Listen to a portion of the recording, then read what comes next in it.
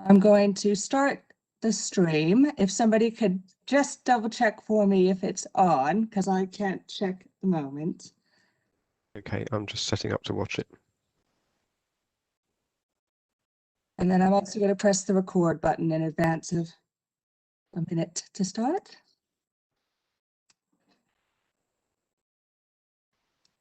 Yeah, it's live.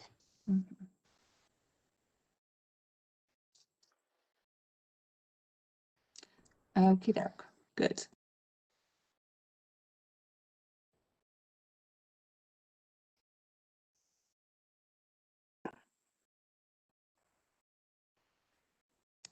And sorry, just before we start, Mr. Maberley, can you just say hello? Because you hello. Come in. Great.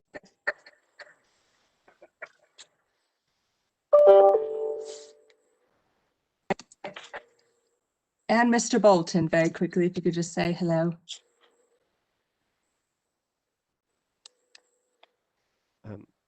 Nothing. Hello. Okay, we can hear you. Great, thank you. That should be everyone now. Okay, is that everybody, Alison? Yes, I just have to pass Jeremy the presenter privileges so he can do the presentation. So you should be present. Okay. Yeah, I am. So that's ready for John's presentation. Okay, I'll start. Good afternoon. My name is Craig Austin. I'm the Director for Environment at Bedford Borough Council, and I am the chair of this meeting today. I'd like to welcome everyone who has taken the time to participate in today's virtual public meeting, one of two public meetings organised by the Borough Council, which are designed to provide opportunity for members of the public and businesses to contribute to Bedford Borough Council's response to East-West Rail consultation, complement the information gathered at relevant parish council meetings and information already collated via the council's website, which in turn will better inform the council in forming a view so it can provide a thorough response to the East-West Rail consultation process, which is due to close on the 9th of June 2021. I'd also like to point out that anyone wishing to add any further comments or questions, for example, people viewing the meeting via YouTube, can do so by sending them to the following email address: ewrpublicmeetings@bedford.gov.uk. I'll say that one more time: ewrpublicmeetings, S with an S, sorry, at bedford.gov.uk. Clearly, we have limited amount of time today. We have 2 hours put aside for today's meeting. And to put it into some context, we've had circa 400 questions or comments as a result of holding this meeting or these meetings. So I would ask that people asking questions do their very best to keep their time to 3 minutes per question. We have a panel today to respond to questions and comments. The panel consists of Mayor Dave Hodgson, who is obviously the elected Mayor of Bedford Borough and also has portfolio holder responsibilities for economic development and regeneration. We have Councillor Michael Headley, Councillor for Putney, portfolio holder for finance, and the Council's representative on the East-West Rail Consortium, which I would point out consists of some 19 other local authorities and is not the East-West Rail Company. And he's held this position for a number of years. And then we have John Shortland, Chief Officer for Planning and Infrastructure Development. The order for today will be that I ask the Mayor, first of all, to make some introductory comments, and then John Shortland to provide a presentation on the East-West Rail consultation process, the importance in gathering residents' views, and work already done by the Council that will then feed into the consultation process. Then we will receive questions from members of the public and allow time for the panel members to respond. Before I do that, I would also again just like to ask everyone and make them aware that it is imperative that we ask that all those people particularly have been chosen to make comments or ask questions today to stick to their allotted time. This will then ensure that we can give as many people as possible opportunity to have their say on this very important matter. I would also like to reassure those people who have submitted questions but don't have opportunity to have their say today that they will receive a written response. In addition, in an attempt to ensure that we get a wide as possible reflection of the questions and comments submitted, and because of the demand of people wanting to have their say at today's meeting, the Council have categorised questions and comments submitted into the following groups: Council backing of Corridor E, demolition of the houses in Poets, freight train usage, potential electrification of the line, route options with Corridor E, construction potential disruption, plans for better Bedford Midland Station, destruction of environments, noise and air pollution, Marston Vale line service concepts, St John's station location, Stuartby Kempston Hardwick stations, and impact on Wiksums station. As I reminded you, the allotted time for each question is 3 minutes per maximum per question, and I'll do my best to let people know when their allotted time is coming to an end. I'd like to now introduce today's panel members, who are, as I said, Mayor Dave Hodgson, Councillor Michael Headley and John Shortland. The panel is here to respond to a selection of questions and comments already submitted, of which there have been 400, as I said before, and provide more information so to inform people on what the Council has done so far in preparing its response to East West Rail consultation process. I should also point out that Leslie Blue and other members of Democratic Services are acting to help facilitate this virtual meeting, and the meeting is being recorded so that the Council can pick up each and every point raised at this meeting. Leslie will introduce each member of the public and who are obviously going to ask the questions, and keep an eye out for any further questions or comments that come in during the meeting. I'll now move over to Mayor Dave and ask that he make some introductory comments. Thank you. Thank you very much, Craig. Just very brief from me to thank everybody for submitting the questions. We've obviously got a sample today and a sample tomorrow. All the questions, as well as people getting responses, but we will actually publish all the questions on the website and all the answers in the next few weeks. But all the questions will be published, so you can see that the selection we did is a fair sample. I'd like to thank all the people that have engaged so far by submitting comments already and questions to the Council, not only for this, but via the survey we're doing and the meetings we've had with parish councils and the Poets group as well. As I think's been said before, we're gathering information and considering the input so we can inform the Council response, which we'll debate on the 2nd of June to a special Council meeting. I'm sure everybody's doing this, but can I please remind people, as well as submitting things, it's important that individuals and organisations submit their responses to East West Rail's consortium. They are the people that are holding this consultation, and they are the people with the government that make the decision. Thank you very much for being involved, for listening to this, and for putting your questions and comments in. They're much appreciated. I'll hand back to Craig. Thank you, Mayor Dave. Now if we can move over to John Shortland, who will provide a presentation. Thank you, Craig. Jeremy Welsh is helping me with this, and we'll be putting the presentation on screen momentarily.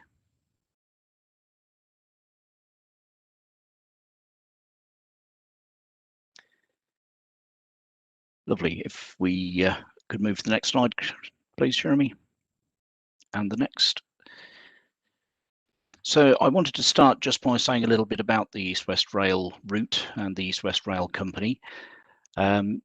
People generally talk about the railway running from Oxford to Cambridge, and whilst it's true it currently starts in Oxford, it's not just a route that goes to Cambridge. There's a leg that goes down to Aylesbury and Princes Risborough. There's a leg that goes up to Milton Keynes, and once it reaches Cambridge, the intention is that it carries on and goes to Norwich and Ipswich. Further to the Oxford end, it's also intended to head down towards Reading and Swindon in due course. So it is going to be an East-West Rail mainline railway. It's not just going to be a route between Oxford and Cambridge. Next slide, please.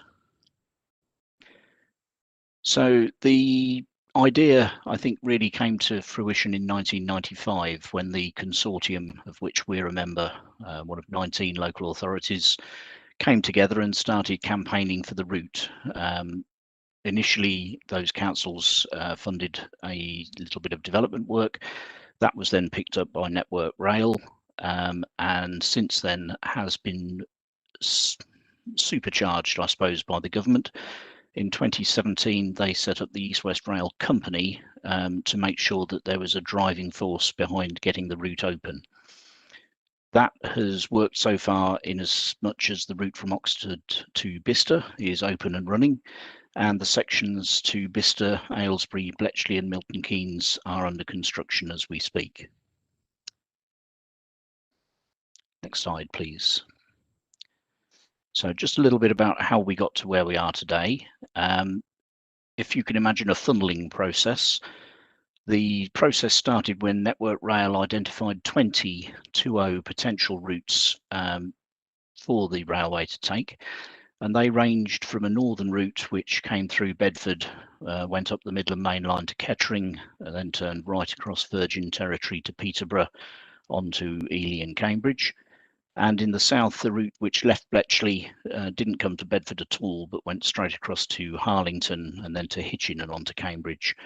So within those bounds, there were 20 different routes which Network Rail felt were potential routes for the railway to take.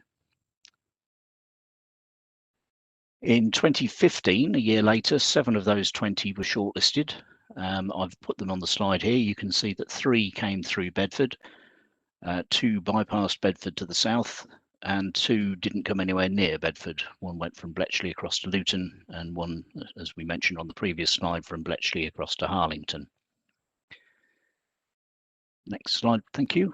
In 2016, another year on, those shortlisted routes were narrowed down, and it was found that option C performed the best.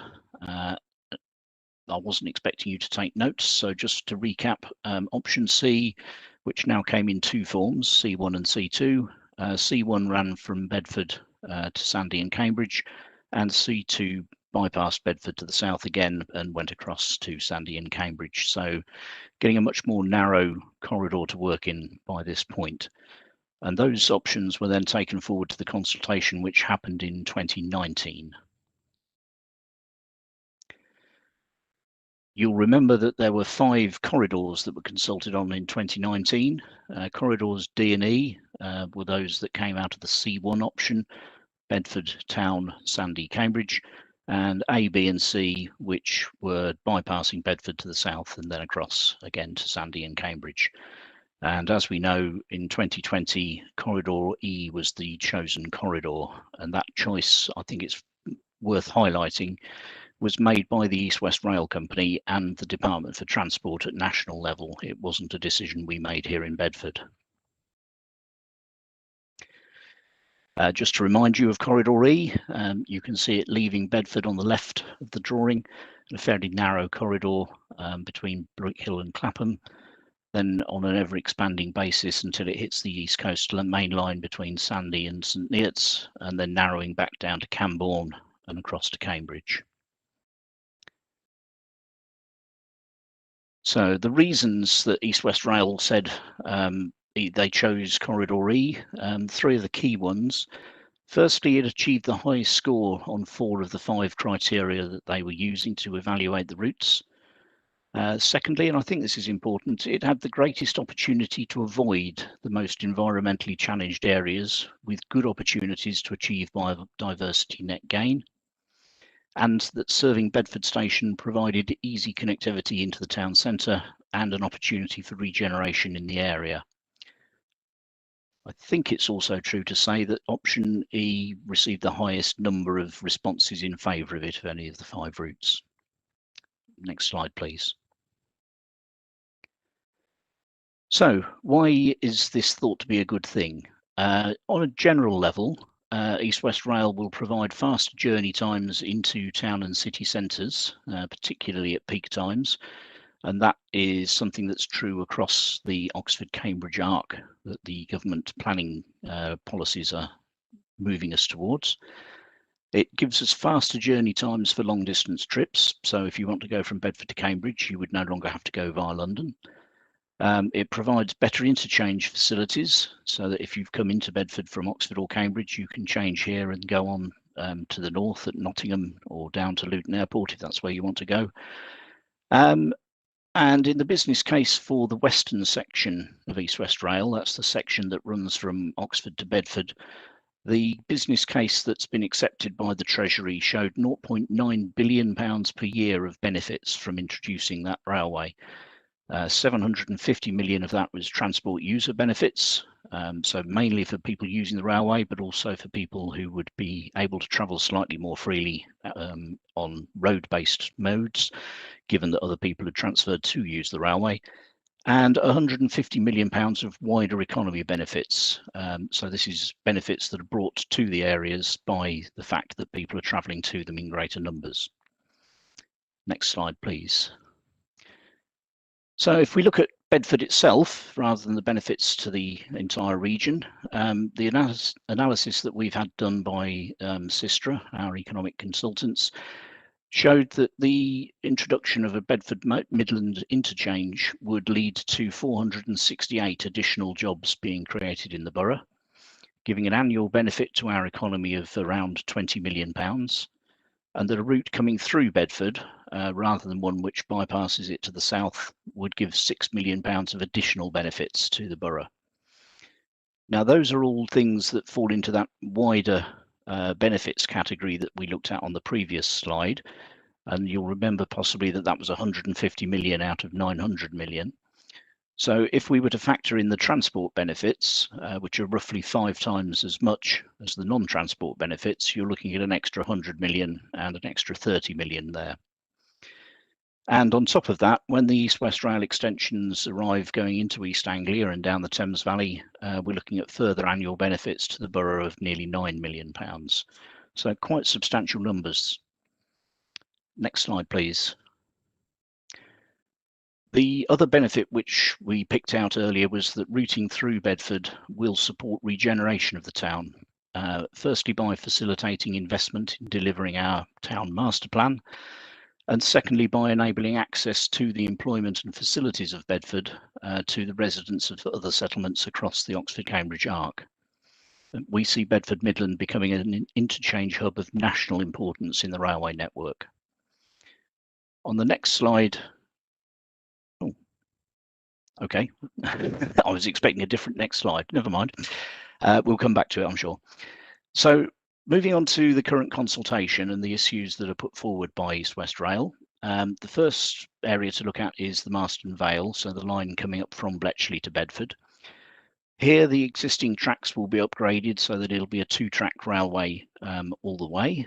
And they're putting forward 2 service concepts. So train service pattern is that the current slow stopping train will be retained and new services will be introduced, stopping at a very limited number of stations. So between Bletchley and Bedford Midland, they would only stop at Woburn Sands and Ridgemont.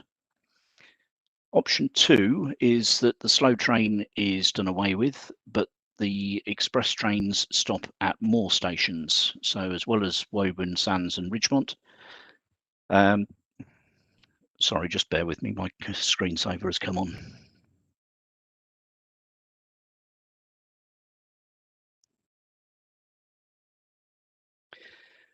So as well as stopping at Woburn Sands and Ridgemont, the express trains would call at Lidlington, a new Stewartby station, and Bedford St John's, but they wouldn't stop at any of the other existing stations. The next slide will show that service pattern. So this is option 1. You'll see in light blue there that the stopping train stops at all of the stations, and that we get 4 trains per hour in each direction, 2 from Bletchley through Bedford and out to Cambridge, and 2 that come from Oxford through Bletchley and Bedford and on to Cambridge. Though option 2, if we move to the next slide, would see the existing stations or halts at Stewartby and Kempston Hardwick replaced by a new station in between them, located somewhere adjacent to the Broadmead Road level crossing, which would be replaced by a bridge. and a new station we built somewhere in that purple oval area that's marked on the map. Initial thoughts are that we might call that Stuart B. Hardwick to take account of both settlements. The next slide shows the service pattern if that was to take place. So you'll now see that the Bletchley to Cambridge trains, the top 2 lines, stop additionally at Stuart B. Hardwick and at Bedford St John's, and the express Oxford to Cambridge trains also call at Bedford. So if we move to the next slide, we see the position here being that a new Stuart B. Hardwick station could replace the existing halts. All of the level crossings on the line would be closed and replaced by a number of bridges. Overall, our emerging thoughts are that Concept 2 offers a better level of service to the people who live in the Marston Vale. But we do think a better service pattern would be that, as well as the 2 Bletchley to Bedford and Cambridge trains stopping at Stuart B. Hardwick, that one of the Oxford to Cambridge expresses also stops there to provide better connectivity to the west. So at the moment, that's our thoughts for what will go into our response. Moving on to Bedford St John's. Again, there are 2 options here. Option 1 moves the existing station nearer to the hospital, back onto the old Bedford Hitchin railway alignment, which is why they call it the Hitchin alignment. Or alternatively, option 2, which moves it south down the Ampthill Road. Again, our emerging view here is that option 1 provides a greater opportunity for redevelopment. If you move the St John's station nearer to the hospital, you free up the land that it's currently on, plus the land that used to be Danfoss, and that will fit nicely into our master planning for that area. It also offers the opportunity of direct access to the hospital for staff and for visitors and for patients, and also potentially a link between Bedford Hospital and Addenbrooke's Hospital, which will also be adjacent to a station in Cambridge. Those options are shown on the next slide.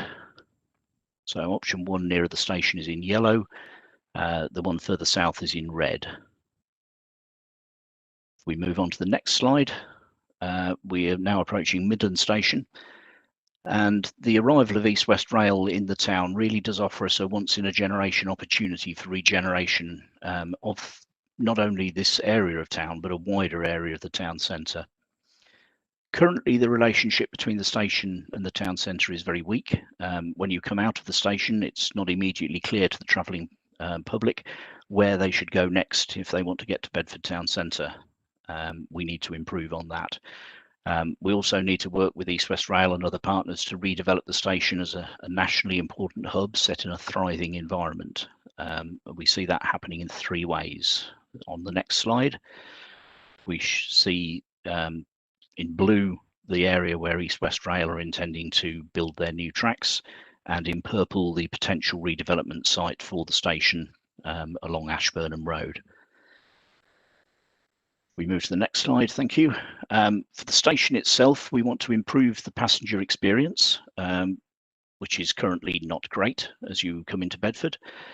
One of the main things we want to see is the introduction of what would be called an up-fast platform, which would allow the intercity trains travelling from Nottingham to London to stop in Bedford without having to change tracks, waste time, and therefore in the peak hours not bother. So that's a key thing that we're looking for. We anticipate the booking hall moving to the Midland Road end of the site, so that there would be a straight walk from there down Midland Road into town. We want to see a western entrance to Queen's Park so that people don't have to come over Ford End Road Bridge and then double back on themselves. And we need to see additional car parking because the car parking that exists at the moment is used up very early in the day. If we move slightly away from the town, from the station on the next slide, we have something called a town deal, which we're negotiating with government about. That includes projects for what we call high quality public realm outside the station. So if you've been to Bedford lately and you've seen the work that's taking place on High Street and Silver Street, we're looking at sort of that quality of public environment for people to enter outside the station. We're looking at similar improvements along the length of Midland Road to make that a welcoming and attractive route into town. We need better access for pedestrians and cyclists, better provision for buses and taxis, and we need a Prebend Street relief road, plans for which we have drawn up, which would remove the bottleneck of congestion that's currently at the Midland Road Prebend Street mini roundabout. Moving slightly further away from the station area, we already have redevelopment plans for Ford End Road, for Greyfriars, for Ashburnham Road and for the land south of the river. And we would like to tie those up with opportunities to redevelop what are currently known as the Jowett and Thameslink sidings, which East West Rail have suggested might be superfluous to requirements as they come through here. So the next slide shows diagrammatically the areas I've been talking about. So you can see the master planning there for Ford End Road, Ashburnham Road, Midland Road, Greyfriars and south of the river. This is all stuff which was put together a couple of years ago and approved at executive, I think in September 2019, but don't quote me on that. So there are big plans for the area, which will all be helped by having a better station and a better station area to work with. Next slide, please. As we move out of Bedford Station and up the line towards Leicester, East West Rail's proposals are that they want to build 2 new dedicated tracks to the east of the existing railway north of Bedford Midland Station. And they say that this would involve the compulsory acquisition of some or all of 97 properties, mainly on Spencer Road, Milton Road, Sydney Road, Milne Row and Chesterton Mews, although there are some other properties at risk in other areas as well. This slide is from East West Rail and shows the properties that they have put into the categories of needing to be demolished, needing to be purchased, or needing some land to be taken. If we move on to the next slide, we have recently found a document that Network Rail wrote in 2019, which sets out potential options for East West Rail. This is 2 years ago in the process. But at that time, they concluded that in terms of whether a 6-track railway was necessary here, that sufficient capacity is available on the existing infrastructure in this area to negate the need for this option. So Network Rail, clearly experts in the railway industry, believed that 4 tracks was a sustainable way forward. If we move to the next slide, we have employed our specialist railway consultants, SLC, to look at the capacity of the lines north of Bedford again, because we're 2 years on. They have done research based on the new timetables which start next Monday, and according to those timetables, there are 28 minutes in the hour, 47% of the time, which are available for East West Rail trains on the current 4 tracks. They believe that could increase to 40 minutes or 67% of the hour if new points were introduced. That seems a very straightforward, very inexpensive way of increasing capacity. And the council's view, if we move to the next slide, is that we have a strong preference on that basis for 4 tracks, and we will be supporting that option in our response. If the extra 2 tracks are not needed, then why build them? The impact on local residents is clear. However, we do need to say that should East West Rail still decide to build 6 tracks, even though we don't think that they should, and we'll be making that case very strongly, then their current proposals are that they are looking to purchase a 19-metre swathe of land alongside the existing tracks, and that seems unduly excessive for 2 railways. The width of a railway is 4 foot 8.5. Clearly, you don't need 19 metres to build 2 of them. We are doing some work at the moment to see exactly how little land they could get away with if they did need to build 6 tracks, because I think it's important that we have a second line to our defence. We will give every effort to the first line of the defence that 4 tracks are the way to go, but we need to be ready with a secondary argument in case we lose the first. Moving on to the area from Clapham Green to the East Coast Main Line, East West Rail has stated an emerging preference for either a northern or a southern alignment. but it's important, I think, to note that none of the 5 routes are ruled out. So please, if you're making responses, don't just assume it's one of the preferred routes. It may be one of the others. Next slide, please. So this slide shows the 2 alignments. They share an alignment up between Clapham and Brickhill, and then they split either side of Ravenston and head across to the East Coast Main Line, where there are 4 options for stations. Next slide, please. We're currently collating information on both of those alignments. We're collecting environmental, noise, visual intrusion, heritage, archaeology, highway, rights of way, tunnel cuttings, embankment and bridges information.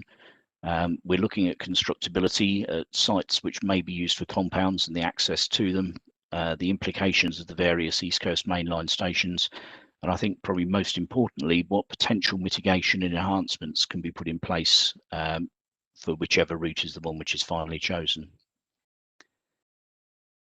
In preparing the council's response, Dave has mentioned most of this.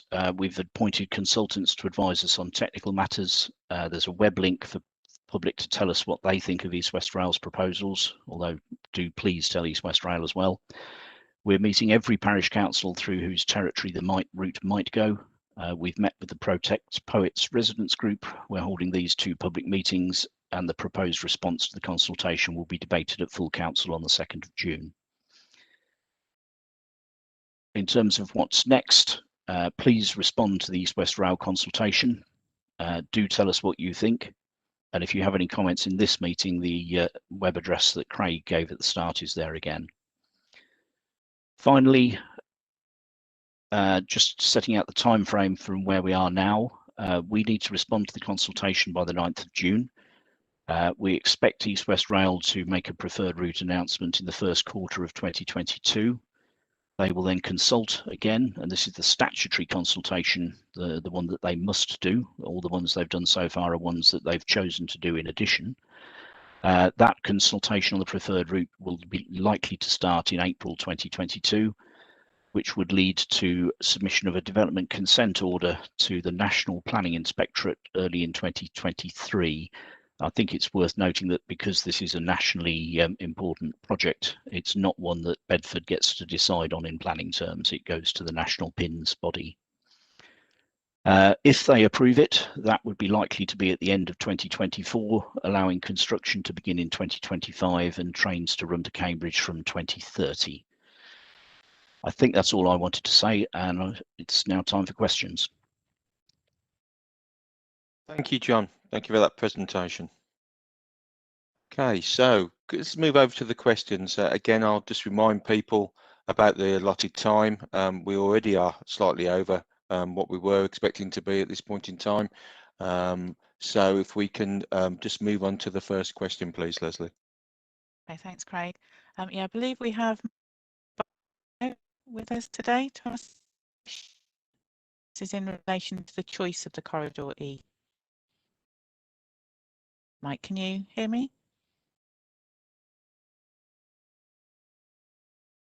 Can you hear me? Yes, that's great. Thank you. Sorry, Mike. I was Thank having you. some double mute. That's okay. You'd think after a year I'd be used to it, wouldn't you? Right. Okay. So, look, given the release, I've got a little bit of an extra question to start with, if that's okay. Given the release of the SLC report this week, you used Kilburn Consulting in 2019. They're clearly well known for railway signalling and telecoms, and they worked with Cadenza Consulting, who are well known for railway asset management. So neither of them are well known for railway design. Does the appointment of SLC mean that you've lost faith in Kilburn Consulting, who provided the report to arm your response to EWR back in 2019? And does this invalidate that report from 2019, and therefore constitute a change in the information that we could look to exploit with EWR? Okay, John, will you be able to answer that question? Yes, certainly. No, Mr. Barlow, we've in no way lost faith in either of our railway consultants. We used both Kilburn and SLC last time. We're using both of them in relation to the Wiksums project, and we've used both of them in putting together our response to this consultation.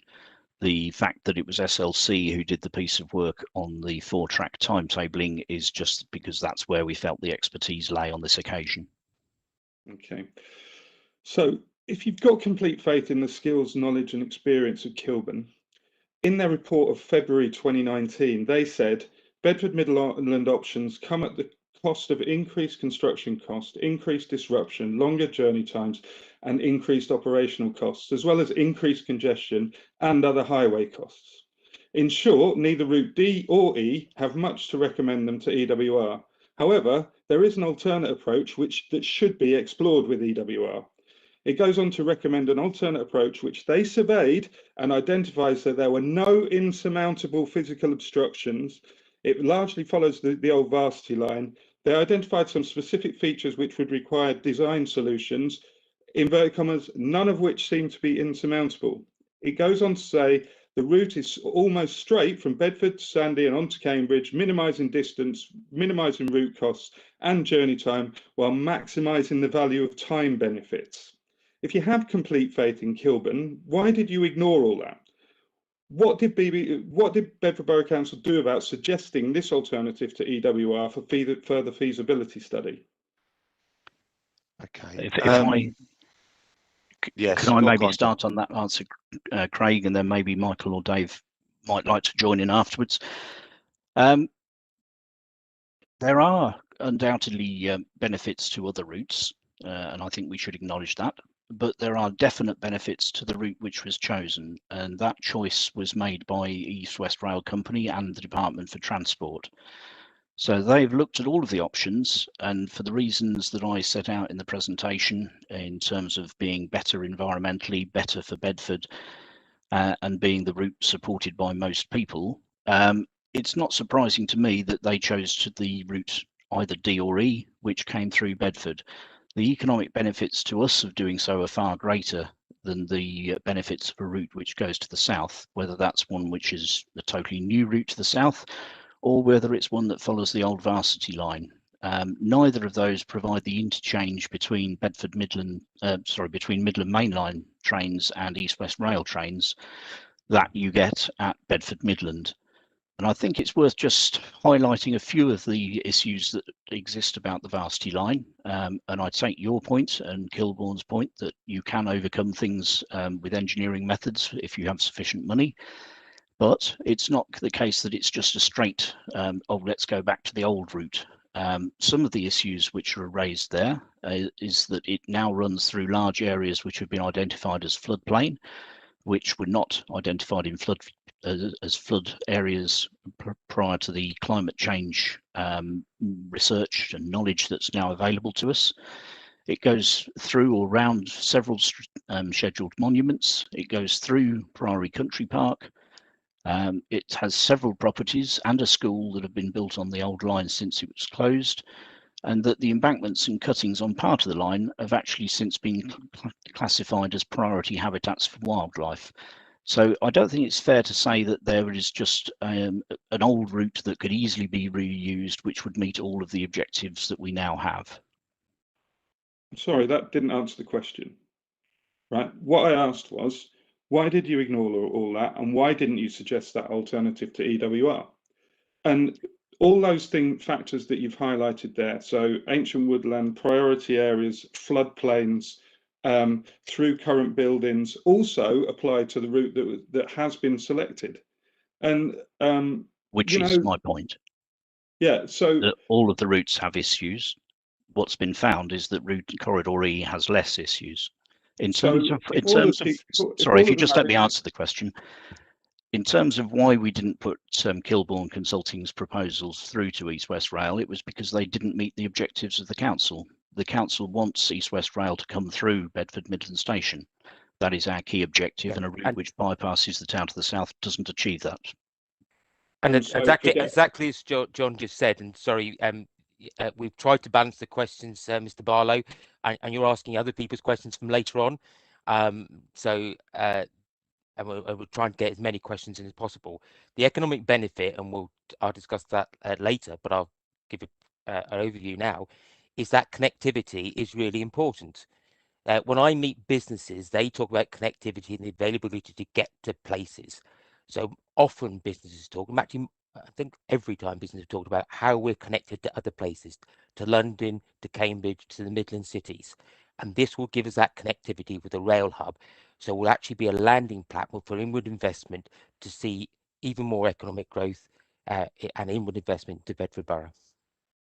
If I just add very briefly, I think obviously the question's been answered very well by the Mayor and by Mr Shortland, but I think we need to be absolutely crystal clear, because it's been misquoted, that the Kilburn report, it's been said recommended the old Varsity Line. It did not recommend. You can read that report from cover to cover. It did not recommend the Varsity Line.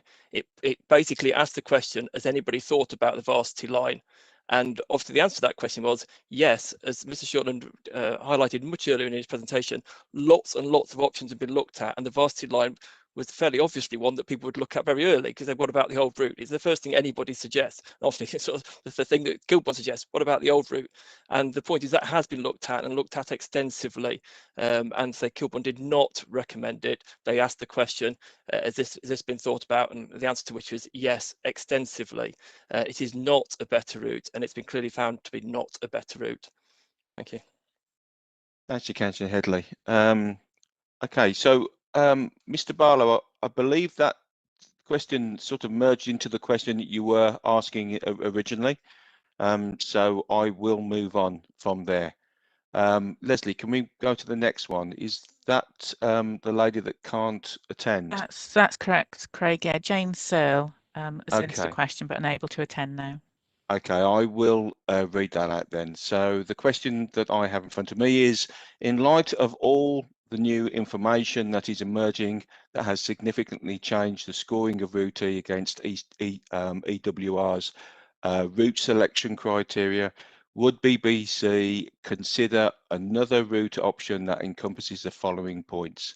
Avoids devastation of rural communities and heritage, avoids disruption and demolition of 100+ properties in Bedford, ensures EWR's access to Bedford Midland as a terminus and interchange, supports planned houses and jobs growth, the best approach for low carbon, sustainable Bedford with the least damage to the environment, and potentially the fastest, low cost, low risk solution. Again, John, I think that probably would be best that you answer that question first of all. Yeah, and I think the first point to make is that the consideration of new or alternative routes is a matter for East West Rail, who are the people promoting this. So our job at this point is to respond to the consultation that's before us and make sure that our views are known about those matters. It may be that East West Rail want to go back and consider another route, and if so, then we will also do that and we will give our views on it. In the meantime, as a council, I'm sure we'd be happy to look at anybody else's proposals and see what we think of them, but we need to concentrate on the fact that we're responding to the East West Rail consultation. As I mentioned previously, there were a lot of routes which were originally considered, and those have now been narrowed down to the two before us. The key thing for us is making sure that whichever route is chosen, it comes through Bedford Midland Station.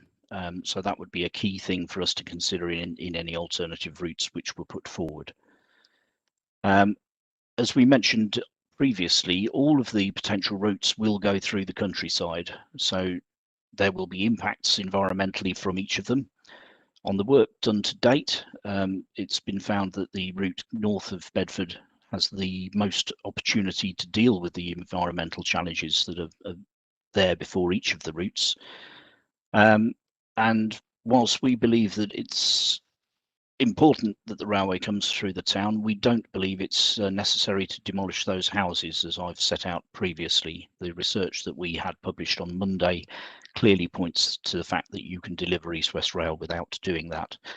So I think in answer to the question, in summary, we would be prepared to look at other routes which went through Bedford Midland Station.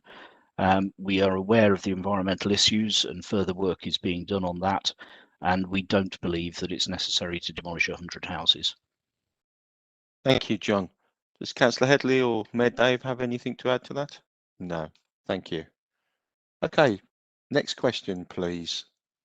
Your next question is from Heather Constantine, who I believe is in the meeting with us. Can you hear me, Heather? Hello, yes, I can hear you. Can you hear Lovely. me? We can, yeah, lovely. You can. Thank you. Fantastic. I'll just do that. Yes, okay. My question is, and part of it has been answered by your extensive slideshow.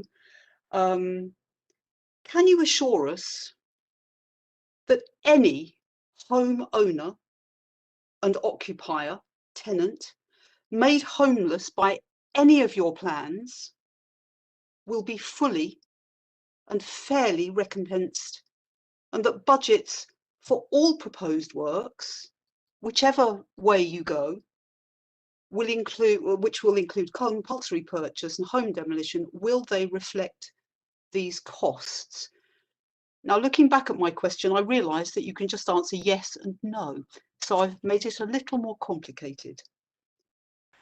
How Okay. many evictions do you propose? And now that's answered, because in your slideshow you said 97 compulsorily acquired properties. There may be other properties as well. But my second question to that is, how much compensation have you set aside? And I'm worried for this reason, that houses in the Poets area are, if you're lucky, £200,000. If you're going to demolish 100 of them, for ease of sums, that's £200 million. Have you put that in your budget? Thank you, Heather. Is that the end of your question? Just want to make sure. Yeah. Thank you. Thank you very much. Councillor Headley, can you answer that question, please? Yes, thank you, and thank you for your question and your comments. Yeah, I can appreciate the upset and anger from people directly impacted by the proposal to compulsory purchase homes. I think it's impossible to imagine the distress this causes if you're not actually in that position.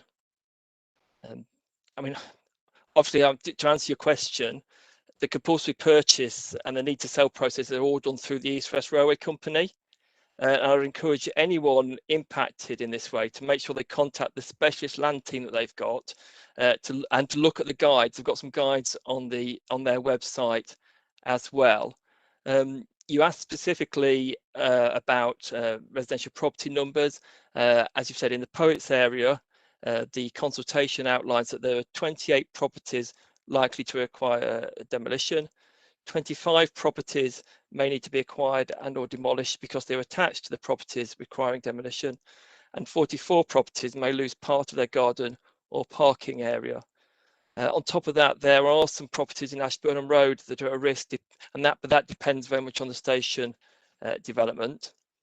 And as you go along this section to Cambridge on route options 1 or 9, there are 3 or 4 residential properties indicated, and that's on the whole stretch actually to Cambridge. 3 or 4 residential properties in that section. But going back, we want, this is reiterating the point made earlier, we want the East West Rail Company to find ways of avoiding the need to compulsory purchase wherever possible. I mean, looking at the Poets area in particular, and obviously which is where the largest area of affected properties are, just to emphasise, we are arguing that there isn't a need for the railway to be extended here with the 2 extra lines, and this would protect those properties in the area if we can persuade East West Rail Company to agree with that. And we've used expert railway consultants and obviously looked at the Network Rail earlier report as well, and when we believe that the existing tracks would have sufficient capacity. And that report we've got is also available on our website if you wanted to read it. And we want to encourage as many people responding to the consultation to support this view in their responses as well. Elsewhere along the line, we would welcome comments where adjustments to the alignment options would mean that compulsory purchase could be avoided. We've heard from at least one parish with a proposal and would welcome others that can be included in our response to the East West Railway Company. Thank you. Thank you, Councillor Headley. Is there anybody else of the panel wish to add anything there? Yeah, if I could just add one point. We've been having a look at the need to sell proposals that have been put forward by the East West Rail Company, which talk about the level of compensation that might be offered should the need arise. Our initial view is that we don't think that they go far enough. We're doing some work to see what's been offered to people whose homes have had to be compulsorily purchased by High Speed 2. And we want to make sure that people living in the Poets area, should the worst happen, have access to a scheme which is at least as generous as that. Okay, thank you, John. No, it's not just the Poets area, it's the 3 or 4 houses elsewhere we need to make sure have that. And in terms of the question, I mean, we haven't put aside any money for compulsory purchase because that will be East West Rail that do that from their budget, and I don't know how much it is. Thank you, Mr. Mayor. Okay, Leslie, move on to the next question, please. Yes, Craig, there's a question from Mr. Mike Adamson. It's in relation to rural environments and villages, but he's now unable to attend. So would you mind asking sure. that question? Yeah, sure. 900-metre bridge will be a huge concrete construction blighting the landscape as you enter Clapham. No one has yet shown any drawings as to how this will look. It really feels terrifying thinking about such a structure takes over the landscape. Can it really come down to the farmers' fields, cross Clapham Road, over the river, over Paula Radcliffe Way, and under the Great Ouse, forgive me, way to link with the track? I think John, probably technical question, probably best to answer that. Yeah, thank you. I think the first point to make is that we haven't seen any plans for what such a viaduct would look like either at this stage. We have looked at the route profiling, and yes, it is a high structure and it is a long structure. In response to that, we are looking to see whether we can propose any alternatives which might be less intrusive. And we are investigating the possibility that the line might go under Paula Radcliffe Way rather than over it. That would keep it following an alignment on the riverbank on the outside of the Great Ouse, and then heading up the gap between Clapham and Brick Hill from a much lower level. I can't say that that will work yet because we're still working on it, but it's an option that we're investigating because we are aware of the issues, obviously, about the visual impact of a viaduct of that nature. I think that's probably all I've got on that at the moment. Thank you. Anybody else in the panel want to add anything else there? No. Thank you very much. Leslie. We have a question from a Mr. John Mabel, who I believe is with us today. John, can you hear me? Yes, I can hear you. Can you hear me? Excellent. Yeah, that's great. Thank you very much. You Good. can ask your question. Thank you. Okay, thank you. I very much welcome the consultation today because one of my criticisms has been lack of consultation to this point. I'm a fan of East West Rail, but not of option E because I think it creates huge environmental and sustainability problems. The demolition of or CPO of 100 houses was overlooked in the original consultation. The possibility of it was overlooked. The impact on air quality and the environment in general were ignored, and the certainty of highly disruptive freight train operations was not admitted. They're significant points to have been missed from the original consultation. The possibility of them being a reality was missed from the original consultation because they affect people's views about the acceptability and indeed could influence the choice of routes.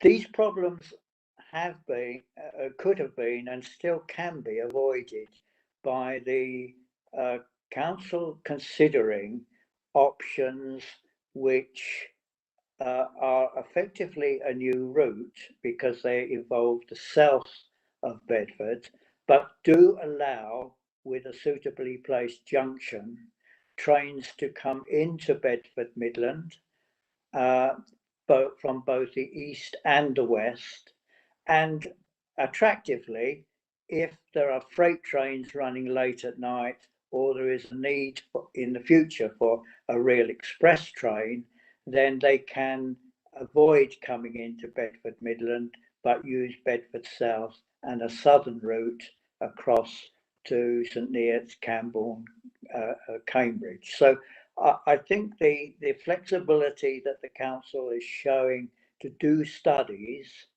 to prove that their use of Bedford Midland and the northern extensions are that willingness to consider those options and to place contracts to investigate them, I think could well be applied to looking at a junction which allows Bedford Midland to be used, but east-west trains not to have to go north beyond Bedford Midland, and in fact stay to a southern route which allows fast and direct trains as well. Now, these would overcome many of the environmental problems that we've all heard about today, and I mentioned a minute ago. My direct question are this: why did the council fail to undertake and make public studies on the total environmental impact of East-West Rail before supporting option E? The cost of the financial benefit to the borough, which was probably overestimated, was being paid for by the devastation in North Bedfordshire. Why wasn't that investigated and reported and discussed more thoroughly before option E was chosen? Okay, And thank you. Sorry, Mr. Babley, you've gone well over your allotted time so far. Did you want to just close off there, the question? I'll or? just say one further thing then, and Yep. that is I'm concerned about pollution. Yeah. And the impact that might have on the air quality management area in Bedford, as well as the rest of the option track. Okay, thank you very much. John, can you provide a response for this, please? Yes, I'll do that. Firstly, the point about environmental assessments. The overriding responsibility for undertaking environmental assessments obviously rests with East West Rail Company as the promoters of the scheme. In terms of what's been done so far, I think we need to go back to the point that was made by East West Rail that Route E actually offered the best opportunity to overcome the environmental challenges. I don't think it's right to say that the challenges in the north of Bedford are greater than those in the south of Bedford. I think that each area has their own challenges, and we need to be aware of that. What we couldn't do at a stage 2 years ago where the 5 route options were being considered was to do a comprehensive survey of all of those routes. You saw earlier on my presentation that Corridor E alone stretched to a width of somewhere between 5 and 7 miles as it left the borough in an easterly direction. Trying to do an assessment for an area as wide as that, where actually the railway will only be a couple of meters, sorry, let's not belittle the point. The railway will cut a swathe, let's say 10 meters for the moment, within that 5 to 7 kilometer stretch. You may well be assessing entirely the wrong bit of the corridor if you try and do it at that stage. The environmental assessment becomes more and more useful and more necessary as you narrow the route choices. So now we've got the 2 alignments that we know about. We're now doing some more environmental work on that. My archaeological and conservation teams have sent me their reports yesterday looking at the 2 routes. We're doing other work, as I said, looking at the visual impacts, looking at the flora and fauna of the area. But we won't still be in a position to say yes or no to either of the routes. We'll just be in a position where we can flag up the challenges at this point. The point where this really becomes a thing that bites is during the development consent order process in a year's time, where there is a preferred route and East West Rail have to defend what they're doing there and what they're doing to achieve biodiversity net gain and environmental net gain. So that I hope covers the environmental point. With regard to pollution and the air quality management area, we are measuring pollution in Bedford as one of the things that we do as a council. And the major contribution to the environmental impact of an air quality on air quality is actually around the Prebend Street Midland Road mini roundabout that I mentioned earlier. It's the congestion there with cars waiting in queues and HGVs waiting in queues that is putting out the particulates that cause concern. Actually, on a net level, the effect for the country as a whole of moving freight from road to rail is a net improvement, even if it's a diesel train that's involved, because of the amount of lorries that you're taking off the road, which would otherwise be making journeys. We are going to be pressing for the route to be electrified, and if we get electric freight trains, then you're talking about far less emissions than you would be for diesel trains. But even diesel trains are better than diesel lorries. Finally, the issue I think we've covered a couple of times about southern routes, but the idea of running a sort of T-junction arrangement, which would let trains from Oxford go into Bedford and trains from Cambridge go into Bedford and other trains to bypass us, would be a less effective solution for us, because not all of the trains would end up going to Bedford. And secondly, if they did come into Bedford and then go out again in the opposite direction, you're adding something in the region of 20 minutes to the journey time, which is not going to be something that the railway industry as a whole wants for people who are making a through journey. So if you add the time taken to reach the T-junction, travel into Bedford, for the train to stop, the driver to get out, to walk to the other end of the train, to get back in the train, do his safety checks before he's allowed to drive off again. The journey in, maybe it's 5 minutes, maybe it's 5 minutes out again, and it definitely is 8 minutes for him to do all of those checks before he's allowed to start driving again.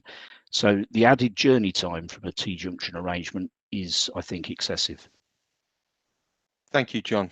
So if I just if I could just come in, yeah, I mean, obviously that's a very good answer. I just wanted to add the point that, I mean, what is suggested by the southern route, it's been suggested by the questioner, is essentially route B, but with an extra bit added on, so it would have all the difficulties that route B has got, corridor B has got, that we've talked about, and it's got to fit an extra triangular junction in somewhere near Elstow and the impact on the communities around there. So that's what, you need to be clear, that's what the questioner is suggesting. Okay, thank you, Councillor Headley. And just on the air pollution, I think we will really be considering and pressing for electrification from the start. And the East West Rail Company have said it will be net carbon zero. The technology we know works is electrification, and retrofitting that causes even more impact on our communities. And just to reduce that air pollution, we think it should be electrified from day one. Thank you, Mr. Mayor. Can I just take this point of time just to, first of all, just remind people when they're talking that they, asking their questions, we stick to the 3 minutes. Also, just to remind people out there that they can comment, they can ask questions via that email that we said at the start, which is, again, I will say it again, EWR public meetings @bedford.gov.uk. So again, if people want to make comments and so on that are out there, then please do, and we'll do our best to get to them. Leslie, next question, please. Yes, we have still on the theme of rural environments and villages, a question from Pauline Hurst, who isn't able to attend but is happy for you to ask the question on her behalf. Okay. I just have to join the thousands of other voicing my dismay and horror at the idea of rail route north of the town. The council and the mayor seem to have absolutely no idea of the destruction and, to the best of the bit, rolling of landscape, not to mention the wildlife. Years and years of unbelievable disruption and noise in an area that is gridlocked with traffic at the present time. I moved to Brick Hill from London 50 years ago, and at that time it was deemed the best part of Bedford to live. We are about a minute's walk from beautiful, peaceful countryside. I now live in Clapham. The same can be said. Carriage, I think it's Carriage Drive and the Hawk Drive have remained unspoilt for over 50 years and must be spared from being ruined by the train line, much better suited for a faster route south of the town. Okay, John, can you answer that, please? Yes, I think there's a few things we've already mentioned, but I'll just briefly mention again. The decision on Route E has been taken by East West Rail and the Department for Transport, so we need to make sure that we're responding to this consultation and putting forward our views for the currently offered alignments north of Bedford. There are pros and cons to either. We're listening to people's views. We've listened to each of the parish councils. I think we've got Bletsoe still to do, but we've done all of the others. There will be disruption during construction. I don't think we should deny that. What we need to do is make sure that that's minimised by putting in place construction management plans, which make it very clear where things should be done and when they should be done, and that those rules are stuck to. We've been speaking to colleagues at the Buckinghamshire end of the railway, where work is currently underway, to make sure we learn any lessons that they have for us in terms of making sure that that is minimised. And turning to the specifics of Carriage Drive and Hawk Drive, our view is that that would certainly be better built in tunnel than in cutting. And if the proposals which I alluded to earlier for a route which went under Paula Ratcliffe Way do bear fruit, then obviously they would be approaching the rise there from a lower level, making a tunnel a more attractive, more deliverable option than it would be from a viaduct. So certainly take the point, and we are working to see if that can be achieved. Thank you, John. Next question, Leslie. Yeah, we have a question from Daniel Kanaki. Is that correct? Sorry, Daniel, if I've said your name incorrectly. Can you hear me, Daniel? Hello, can you hear me? Yes, I can. Yes. Yes, that's fine. Okay, thank you. If you want to ask your question. Okay. In the current East-West Railway consultation, all 5 options follow the same scenic route out of the north of Bedford, which is a considerable detour for the railway. I struggle to understand why this is the only route being considered at this high-level stage, when all sorts of options are still being considered for other stretches of the line. Why are routes that make use of brownfield sites and existing transport corridors not being considered? For example, if the route were to branch off at either at a more southerly point towards the A421, or even at a more northerly point north of Clapham towards Twinwoods and the former airfield. I'm particularly concerned about the route through such a narrow corridor through Clapham Park, as this threatens to destroy what is a really spectacular virgin countryside, which is uniquely accessible from the town, and I feel is one of Bedford's most important historic and environmental assets. I'm interested to know if Bedford Borough Council own part of the land in question on this former estate. It's currently unclear in the proposals presented how the railway would negotiate the terrain once it would diverge beyond the existing railway line. But the devil is in the detail, I feel. Now, this part of my question has kind of already been answered, because I just wonder to what extent is a very deep cutting intended or appropriate, and could a tunnel be considered really encouraged where the railway meets the Escarpment in Clapham? Given there is a huge level difference, there's some really important rights of way, and I think that if this route really does go ahead, then we somehow the potentially extreme environmental visual impact needs to be mitigated somehow, particularly to Carriage Drive, the golf course, which is very nearby, and Clapham Park Wood, which is really spectacular ancient woodland. Thank you, Daniel. John.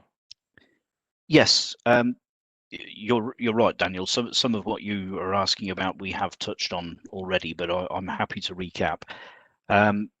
In terms of a route north of Clapham and whether that would go through Twinwoods or not, that was ruled out at an earlier stage. So this is the proposal which is now before us. What East West Rail are suggesting at the moment is that the tracks would diverge at Fair Hill, that they would go underneath Great Ouse Way which would mean that they would have to raise that up so they could fit under it. They would then go over Paula Radcliffe Way and then head for that escarpment that you talk about, leading to Carriage Drive. That is the large viaduct that we've been talking about in the answer to previous questions, and where we are looking to see if we can offer an alternative which is less visually intrusive by following the riverbank and going under Paula Radcliffe Way. Yes, we think that tunnel would be better than cutting as you approach Carriage Drive and Hawk Drive. So we're definitely with you on that one. And overall, one of the things that we haven't mentioned yet, the idea of raising Great Ouse Way so that their railway can go underneath it clearly has the potential to be very disruptive. We're aware of what happened with the Bromham Road Bridge closure, which finished about a year ago, I think. So we will be saying that if they need to do that, then we want them to install a temporary bridge adjacent to the current bridge for use whilst the other one's out of action, because we don't want to lose use of the bypass for that period. Okay, thank you, John. Leslie, do you want to move on to the next question, please? Yeah, we have a question this is in relation to freight train usage, and this is from Andy Wilkins, who's unable to attend. So if you could ask the question, Craig. Yeah, sure. Why was Bedford Borough Council not aware of the intended 24 hours use by freight trains? Were they not consulted or not informed during the 2019 consultations? If they were not aware, and this has only just come to light, then this again proves that the original consultation was deeply flawed. Councillor Headley, can you please answer that? Yes, thank you. Yes, we've always been aware that the intention was to build a railway capable of carrying freight. It would just have been illogical for the government to build a new railway and then for some reason ban freight trains from using it. Freight use was mentioned in the 2019 consultation document. I've heard people say it wasn't. If you go back and read the 2019 consultation document, freight use was mentioned in that document. We read the document, and I would have expected that, particularly think parish councils on any of the routes to have read that and be aware that that was the situation. On the specifics of freight, I would encourage people to download the freight fact sheet on the East West Railway Company website to get the details, and really just not to believe some of the myths that have been going around recently. I mean, just to summarise some of the issues. I mean, firstly, this is predominantly a passenger railway. This has been said all along. I know at one point some people were stating that this was a mainly freight railway, and that just isn't true. There are, as we've heard, 400-mile-an-hour passenger trains per hour planned in each direction. That's mainly a passenger railway. And in terms of what East West Rail Company has said about freight, this is again just the introduction to their fact sheet. They say, and I'm quoting, East West Rail is focused on connecting communities between Oxford, Milton Keynes, Bedford and Cambridge with frequent, fast, sustainable passenger transport.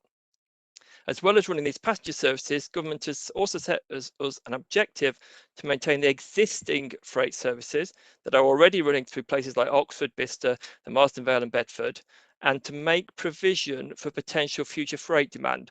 And it's really the last point, you know, the uncertainty about that last point, provision for future freight use. What we do know, and what they've said, is that the railway is operating an 18-hour day. So again, talk of 24-hour freight is inaccurate. It's an 18-hour day operation of the railway. And the East West Rail Company are clear that there are restrictions of being able to get freight trains on and off the East West Rail line. So, for instance, south of Cambridge, in their report, they indicate that there are only 9 freight paths a day in total. That's both directions added together, south of Cambridge. So if nothing changes, it isn't going to be possible to put very many freight trains onto the central section of East West Rail because they can't get to it from the line south of Cambridge.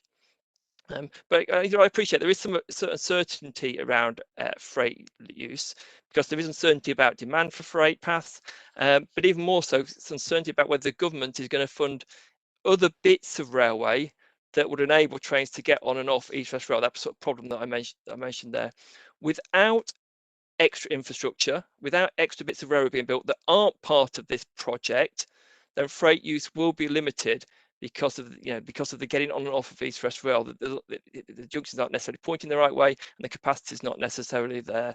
But that isn't an excuse. There isn't any excuse for people just inventing myths about a 24-hour-a-day, mainly freight railway.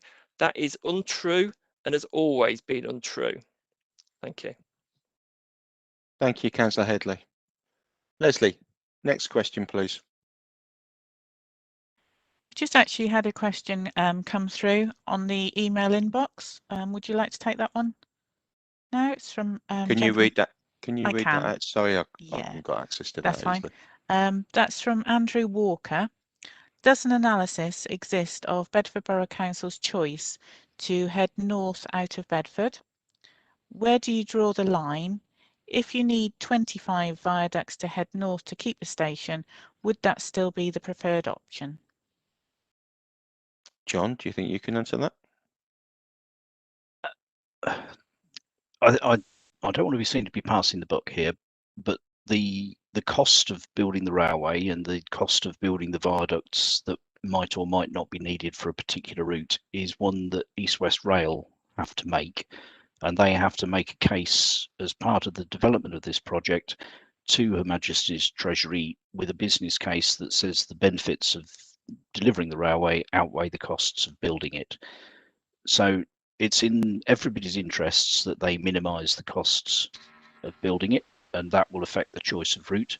And it's in everybody's interests that they maximise the benefits of building the route, and that means coming through Bedford and the economic benefits of Bedford Midland Station connections that we've talked about previously. Thank you, John. Councillor Headley, did you want to add anything to that? No, John said what I was going to say. Okay, thank you. Okay, I understand that the mayor is having problems hearing what's been said, so he might not be able to. Okay. Right, Leslie, do you want to move on to the next question, please? Yes, certainly. We have a question from Chris White, who I believe is with us. Chris, can you hear me? Hi, yes, I can hear you. Lovely. If you'd like to ask your question, thank you. Yeah, my question has actually already been covered by John Madeley. So I think the person who went through these questions has made a slight mistake there. Okay. So I'd like to ask another one, if that's okay. Yeah, that'd be fine. Just be quick as you can, please. Yeah, okay, I will. So based on the 6 million Bedford Borough Council calculated as incremental economic benefit to the borough, this is a small comparison to the 4.8 billion total GVA. These calculations were made before the 6-track option, the devastation to the town centre and all the roadworks and bridges that will need to be changed and built, not to mention the destruction of people in Poets and other houses on that area. I'd also like to ask why, although the council and the town has breached its air pollution levels in 2019, we have not looked more about the impact of traffic in that area too. Okay, if I could maybe start on the traffic question. One of the things which is evident now in this consultation, which wasn't evident before, is the fact that East West Rail are proposing a new station at Stuart v Hardwick. This, combined with the Wiksums station that the council is taking forward on the Midland Main Line, is going to give us a Bedford South Parkway option for people who live to the south of the town, maybe on even the southern fringes inside the town, to travel to those stations to get on trains rather than travelling into the middle of town at Bedford Midland Station, where, as you say, congestion currently exists. What we need to do once we have information from East West Rail as to which of the options they're going forward with is do the traffic modelling that our new traffic model will allow us to, and see what the overall impacts are of the potentially 3 stations, 4 if you count St John's, that will exist where currently there is only really 1 main station and a small overspill at Bedford St John's. So what we're looking at, I think, is a series of options which potentially are far better in traffic terms and then consequently in pollution terms through a comprehensive railway settlement for the town rather than the previously suggested approaches.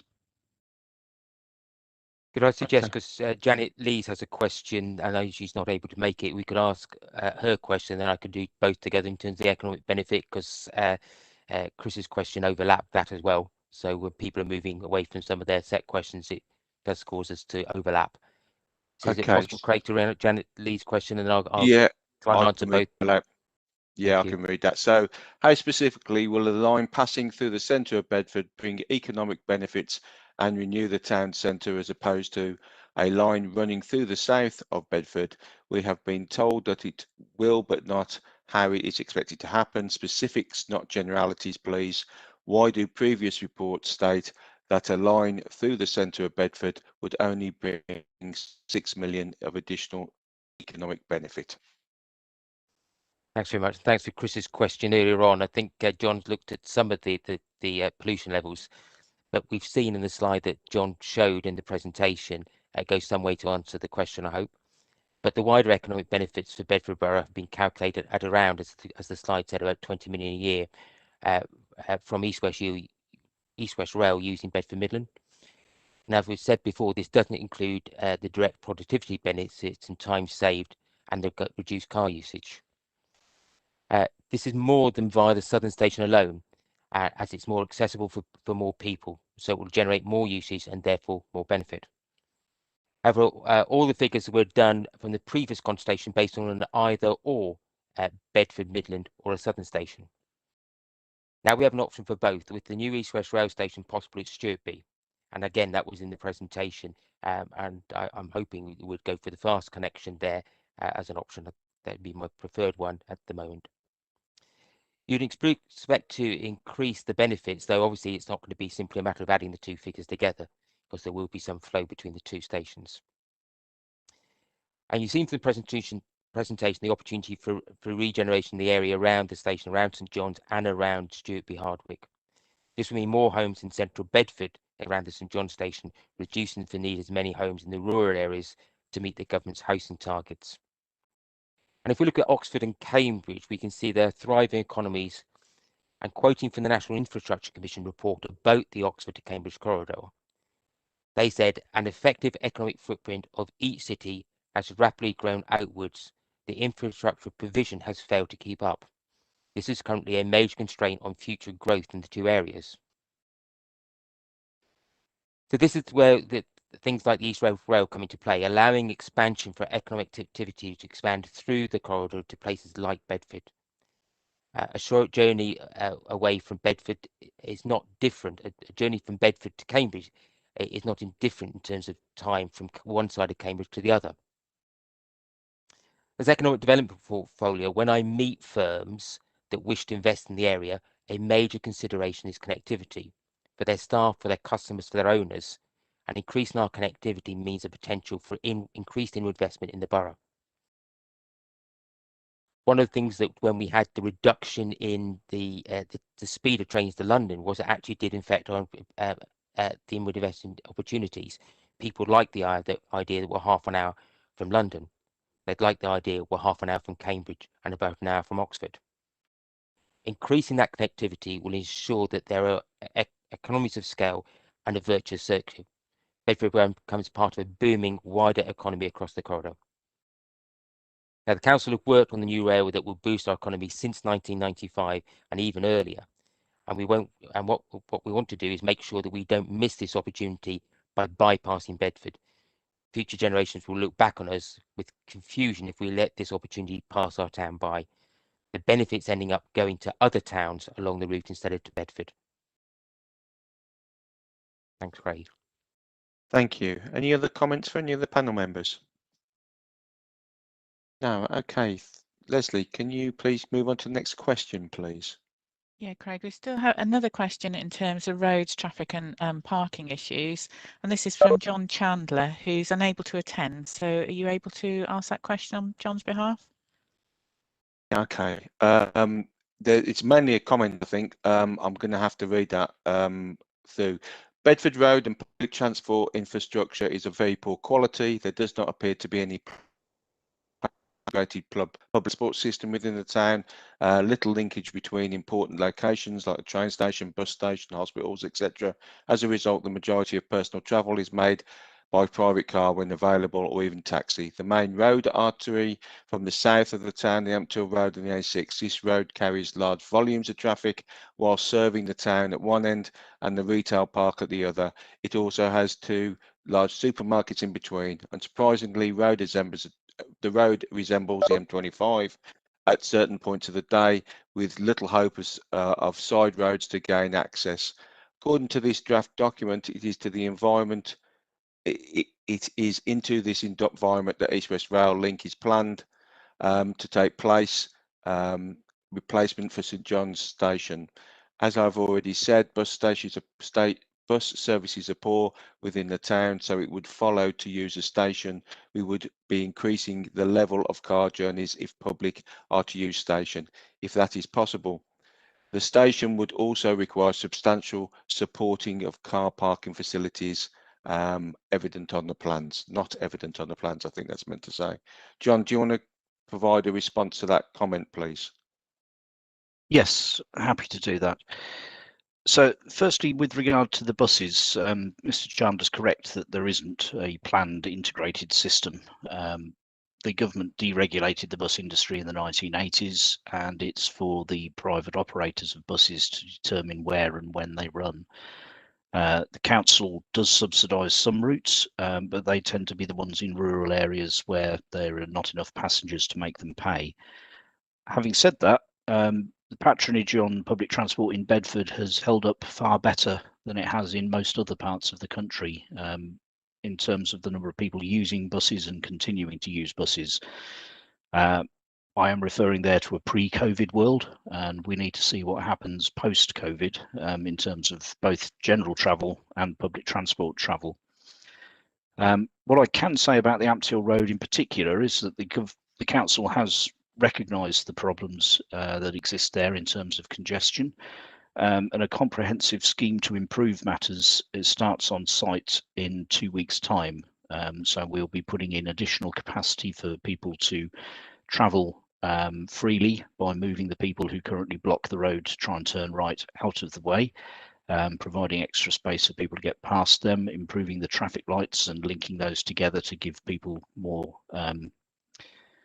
normal average journey times rather than the sort of peakiness you get at the moment where you're not sure how long it'll take to get from one end to the other. So there's a scheme there to improve matters in the area. Having said all of that, I do agree with what Mr. Chandra has said in relation to the proposal to move the St John's Station south. I can't see that that provides a lot of benefits. Therefore, I think our preferred option is to go with the new location nearer to the hospital. I don't think a lot of people are driving to that area to catch trains at the moment. I do think that moving it closer to the hospital will improve the opportunities for sustainable travel for people to come in on the train and just walk a short distance into the hospital. And as I mentioned earlier, the health people are quite keen on the link between a Bedford St John's Hospital Station and a Cambridge Addenbrooke's Hospital Station. So I think there is definitely a case for Bedford St John's, and that case is far stronger if we move it towards the hospital.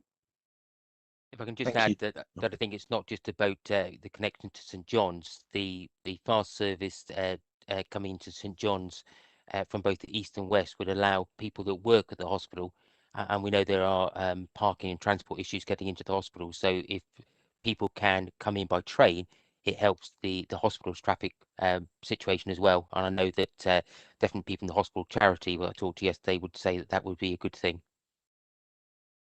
Thank you, Mr. Mayor. Okay, Leslie, if we can move to the next question, and if I can just remind people, please, to try to focus their question rather than long comments, please, because we're just trying to get everybody through that we can for today, if we can. Thank you. Leslie.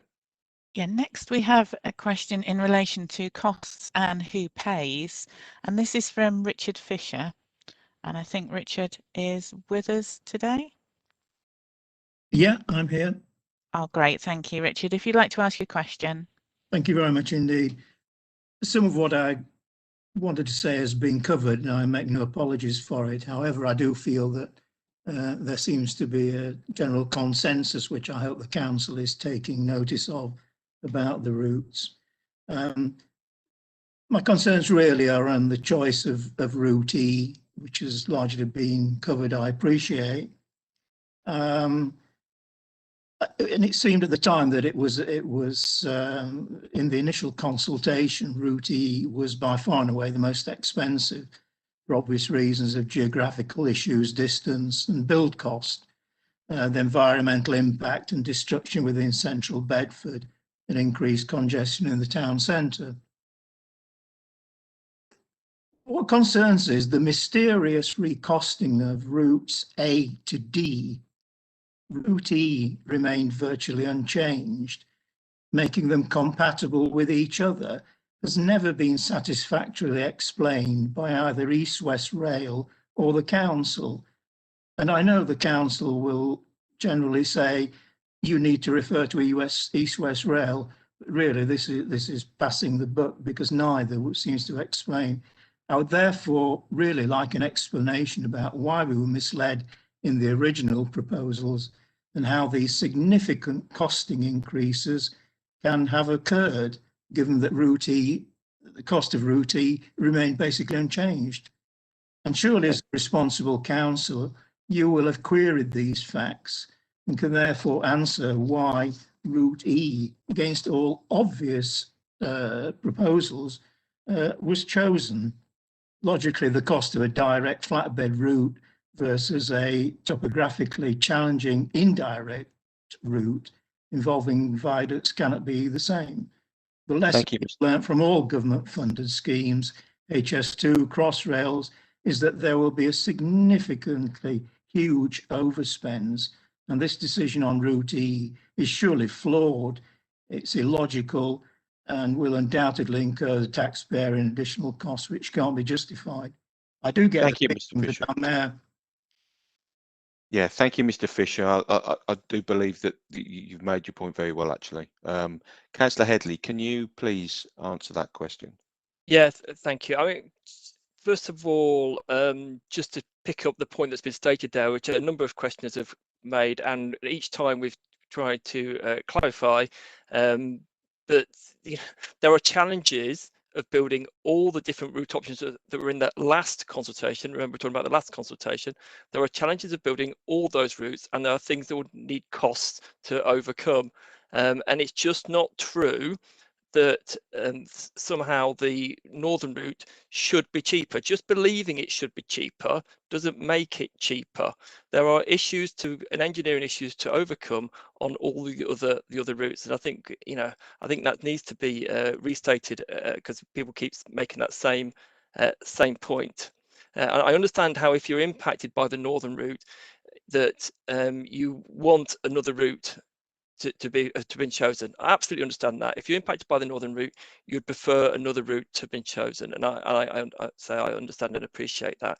But you have to look at the actual work that has been done by the Network Rail and others. I mean, onto that point in terms of actually answering your question. I mean, as you've indicated, the costing work really belongs to East West Rail Company and Network Rail and others who they've used to do that costing work. And they have published extensive information on their website. And if you want the detail, I'd encourage you to go to their website and look at the detail and read through. There are pages and pages and pages of detail.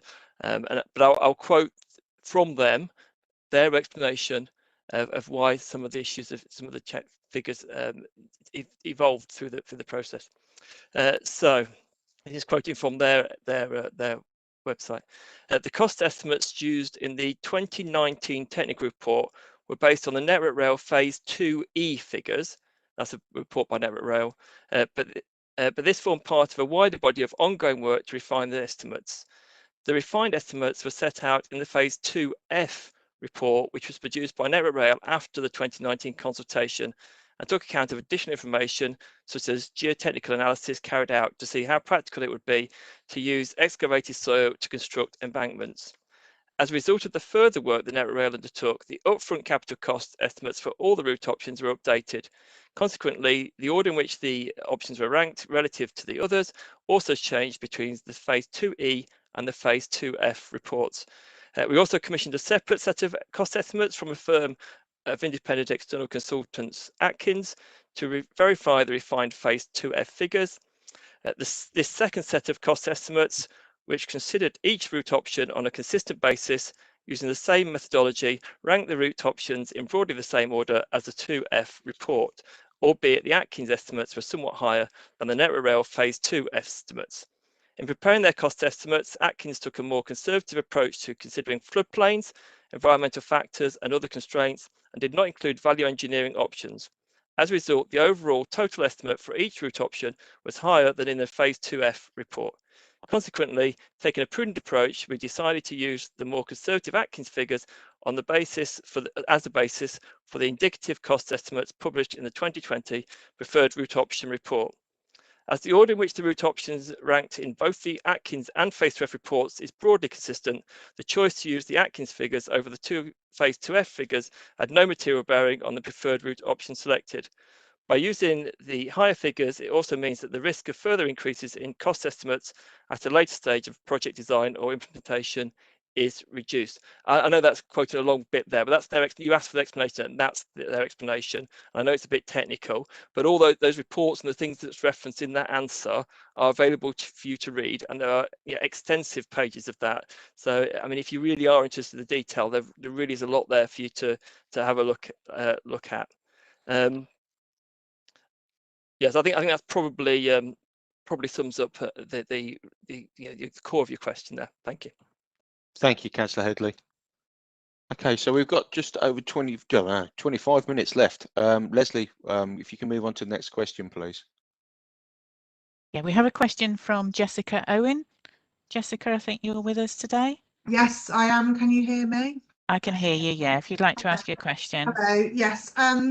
You and Bedford Borough Council commissioned a number of reports, as you said, Kilburn Consulting and obviously the SLC Rail. We've just been talking about the cost there, but how confident are you in the cost projections from Kilburn that you commissioned that enabled Route E to suddenly move from the most expensive option to the cheapest, especially when in this meeting you've turned around and said when you did the reporting there was 7 kilometres within that northern route and it was very hard for you to actually to look at everything in detail. So how accurate do you feel that actually is? And also the findings from the SLC report this week that that the route doesn't need 6 lines into Bedford. If East West Rail reject those findings, will you withdraw your support for Route E? Because you're being very vocal about saying we don't need it in the demolition of all these houses in the Poets area, Clapham, and through the rural communities. But if they're still adamant, will you change your stance on that? Thank you, Jessica. Councillor Headley, do you want to do part of that question, or? Yeah, that's fine. Thank you. Yeah, I mean, obviously, the point about the costings, we obviously employ professionals in this field to advise us, and East West Rail obviously likewise use industry professionals. Just to clarify a point, it wasn't the Kilburn report that changed the cost estimates that are in the East West Rail company were using. They obviously, as I've just mentioned in the previous answer, they were using Network Rail and Atkins to produce their reports. So their figures came from Network Rail and Atkins. Now, it may be that the Kilburn report gave them things to think about, but the actual figures came from the Network Rail and Atkins reports. I mean, it's inevitable that costs will become more accurate as the scheme is taken through the design stages, as John Shortland mentioned earlier. At early stages, we expect the figures to have sort of contingency and optimism bias built in, but as the design becomes more specific, then the costs narrow down and become more precise. I mean, the reality is that you can't cost the detail of a scheme until you have the detail, and that's going to be an evolving process. So, for instance, this project started off with corridors, now down to alignments, and the next stage will be more precise proposals again. And as John Shortland mentioned earlier as well, all these figures will be taken by the East West Rail Company to the Treasury. They will be very interested, as you'd expect, in the cost figures and will do their due diligence. In terms of your final point, which is really a hypothetical question, it's sort of a what if. I think you have to understand that we're putting this argument forward that we don't need 6 tracks at that point. Network Rail are going, East West Rail Company are going to consider all their responses to the consultation, and later on they're going to come back with a proposal for a precise route alignment, and we'll respond to that precise that consultation at that point. And if we don't, if they've continued to put in 6 tracks north of Bedford, we can make that point again at that stage.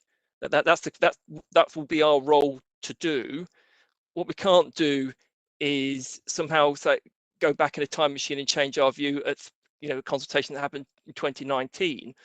We have to respond to the situation with this project that it's at that point in time. That's how we serve the residents of Bedford Borough, by dealing with the thing that's in front of us that we need to deal with.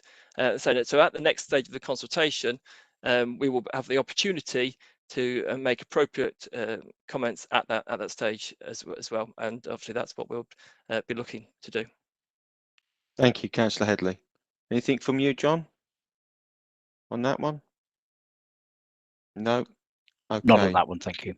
Okay, thank you. Leslie, next question, please. We have a further question from Mr. Clive Bolton. Clive, I think you're in the meeting with us.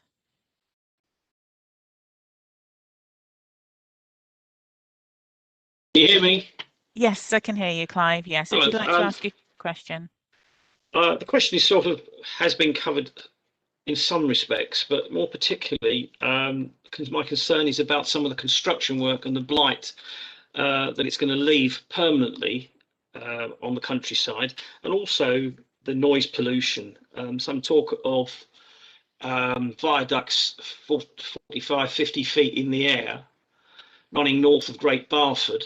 There's already noise from that bypass which affects my living situation, and it's getting worse. Well, okay, last year's got a lot better, unfortunately, because of COVID. But the noise from a rail track 50 feet in the air, which is not going to be softened, blocked, controlled in any way, shape or form, does worry me immensely. There's lots of other things being going on about, but I mean, Great Barford itself does suffer from flooding, and the bypass has caused more water to come through the village. The thought of millions of tons of concrete being poured into viaducts and railway lines, again, it's fearful. At Christmas this year, I was advised by the council to move out of my house for the first time in 16 years I've lived there, because I've got a stream at the bottom of my garden, which has been 16 years of a 4-inch tadpole stream. 25th of December this year, it was threatening to burst its banks, and that is water not come from the river, it's come off the fields and the bypass behind where I live, which is behind the village hall in Great Barford. My concern is, again, part of the construction, part of this work is going to be done on, dare I say it, the cheap, and not take into account people's living accommodation, living environment, etc. No one wants a railway line at the back of their garden. No one wants the noise. No one wants that noise pollution to blight their lives continuously. The bypass, the great thing that it was for the town. Again, it wasn't finished. It hasn't been finished because the Black Cat roundabout is causing all the problems. Yes, it's proposed now to be done. This railway line worries me because, again, my concerns are it won't be done with the best benefit of everyone around. Noise travels for miles. It continually blights. If I bought a house at the end of Heathrow Airport, fine, you put up with it because that's what you've got. When moved in here, the bypass wasn't actually open, but it has improved life in Great Barford, but the traffic is building up and building up. And noise is coming from it. And my worry is this railway line is only going to increase it. And there doesn't seem to be any provision to soften it. my suggestion should have been that the bypass should have been blocked, a mound of earth, an embankment of earth all the way along there, so you don't see it and you don't hear it. Okay, So thank you. The visual and the audible impact and the lack of work being done towards that. Thank you, Mr. Bolton. Thank you very much. Mr. Mayor, would you Yeah. like to answer that question? Yes, thanks very much, and thank you, Mr. Bolton, for your question. And I think you've within your question, you've had a lot of ideas about mitigation, and as we've had meetings with the parish council, with others, and the comments we've had in, there's been lots of suggestions, and we'll feed those in and consider those when we do our consultation. But please do put them in yourself. And you've heard earlier on in John's presentation about reducing the viaduct at the between Fairhill and Clapham Green to see if we can lower that. So all the way through we're looking at it. And we talked to another parish about moving it, I think about 100 yards north to protect a property, but also they were talking about it being a lower incline. So there's local knowledge that we feed into, and as they can become have a particular route, we need to actually add to that local knowledge and have more detail about the environmental and impact. So where can we do? I entirely agree with about the trees and banking the trees, and then we look at how you can actually reduce the mitigation of noise. One of the ways, of course, is to though electric trains do make a noise, they make less noise than diesel, and if we have it electrified, that will reduce the noise considerably.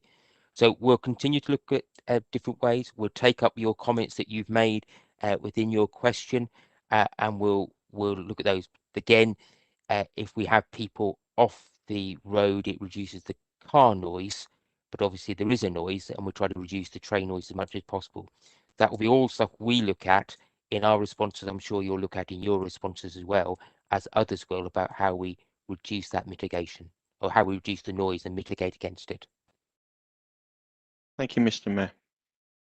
Okay, Leslie, next question, please.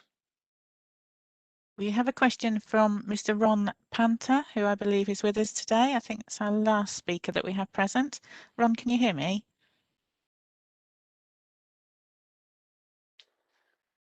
Hello, can you hear me? Yeah, that's great. Thank you. If you'd like to ask your question.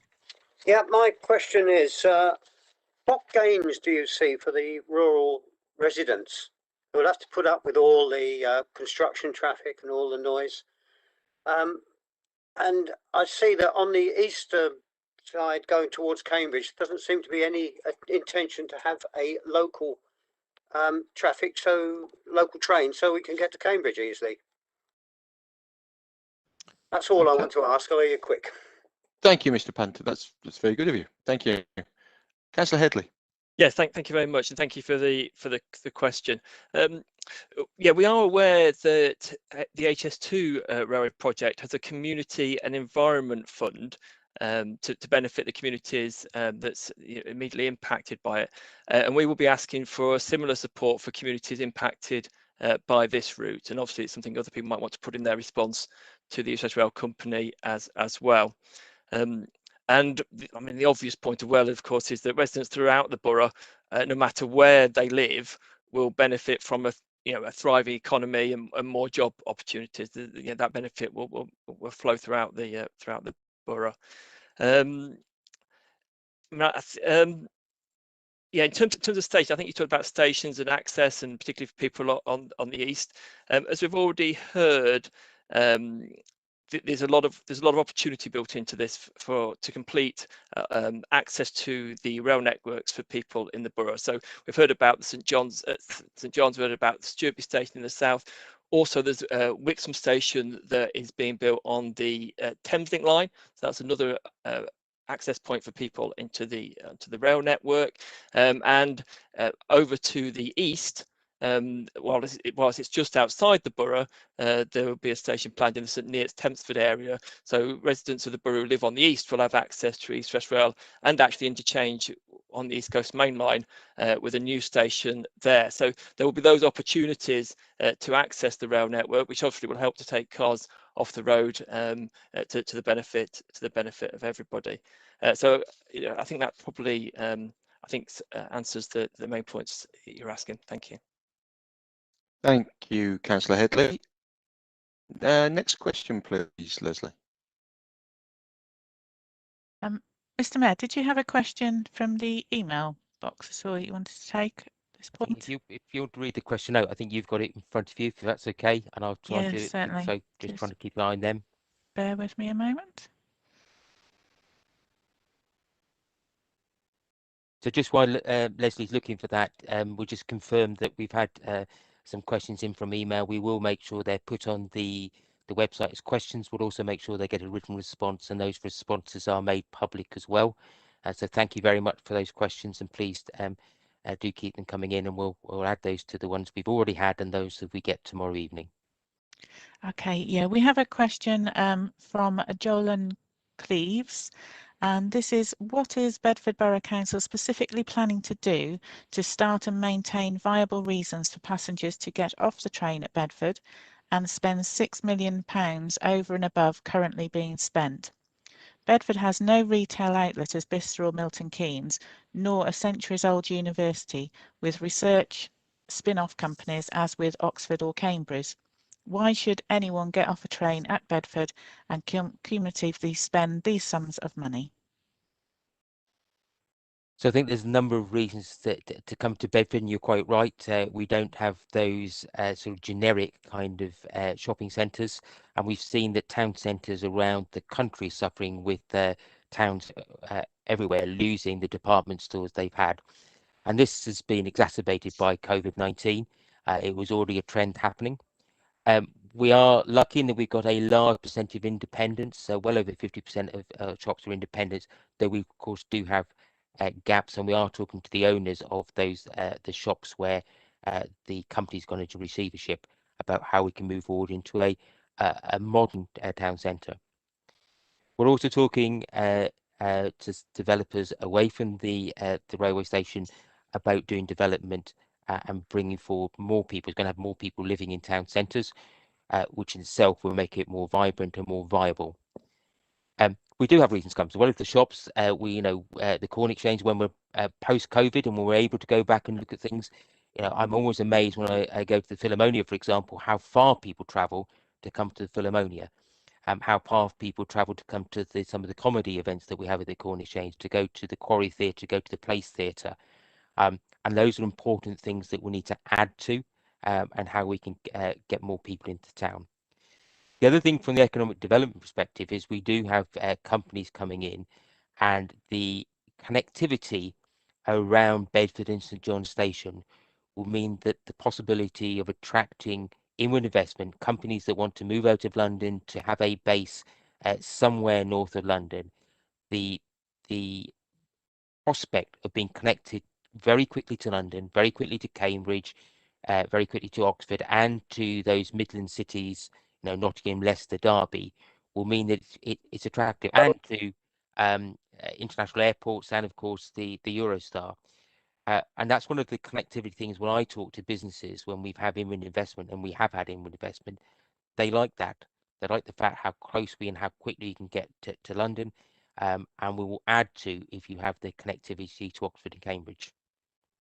And we've also mentioned how under pressure Oxford and Cambridge are in terms of space, and the cost. When I talk to people in the commercial agents, how much it costs to rent space, to buy or build space in Cambridge, particularly, or Oxford, means that it's far more viable to build in Bedford and have